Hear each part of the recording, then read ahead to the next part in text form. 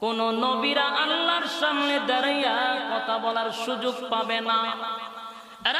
সেদিন আমার নবী ইয়া নফসি বলবে না, কঠিন মুহূর্তেও শুধু উম্মতকে নিয়ে চিন্তা করবে। নবী বলেন, আমি একটা দৌড় মাইরা মিজানের পাল্লায় যাব রে, যেখানে আমার উম্মতিরা আমলনামা মাপা করা হবে, মাপ দেওয়া হবে, সেখানে দৌড়াইব আমার উম্মতির কি অবস্থা হয়। আর একটা দৌড় মাইরা ফুলসিরাতের কাছে আমি চলে যাব, সেখানে আমার উম্মতরা কিভাবে পার হয় দেখব।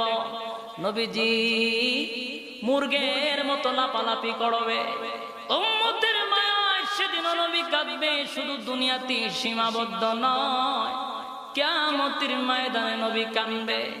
আর আল্লাহ বলবেন, নবী গো, আজকে আপনার কান্নার দিন নয়, দুনিয়াতে বহু কেঁদেছেন, আজকে আপনার কান্নার দিন নয়।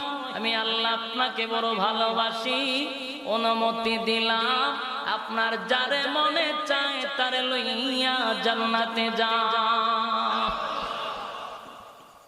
এ ভাই, কিয়ামতের মাঠে সবাই বলবে ইয়া নফসি ইয়া নফসি, কিন্তু আপনি আমার নবীর মুখ দিয়া থাকবে ইয়া উম্মতি ইয়া উম্মতি।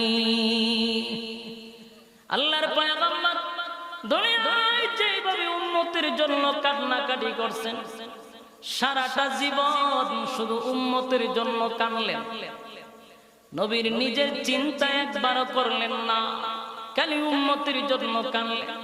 যেদিন নবী দুনিয়ার থেকে বিদায় হয়ে যাবে, মানুষ যেদিন দুনিয়ার থেকে বিদায় হয়ে যাবে, মৃত্যুর আগ মুহূর্তে মানুষ বিভিন্ন চিন্তা করে, কিন্তু আমার নবী মৃত্যুর আগেও অন্য কোনো চিন্তা নাই, শুধু উম্মতকে নিয়ে নবী ব্যস্ত ছিলেন। আজরাইল নবীজির রূহ নেওয়ার জন্য আসলেন, তখনও নবী কান্দে। কেন কান্দেন? বলে, আমি উম্মতের জন্য কান্দি। সুবহানাল্লাহ। নবীর রূহ নিবে, তখনও নবী কান্দে উম্মতের জন্য। ভাই, কিয়ামতের ময়দানেও নবীর চিন্তা নবী করে না, শুধু উম্মতের কি অবস্থা হবে। কিয়ামতের মাঠে নবী এত পেরেশান হবেন, কারণ সেদিন আল্লাহর রাগ থাকবে বেশি, আল্লাহর গুসা থাকবে বেশি। কিয়ামতের মাঠে আল্লাহর রাগ থাকবে প্রচুর। সেদিন আল্লাহ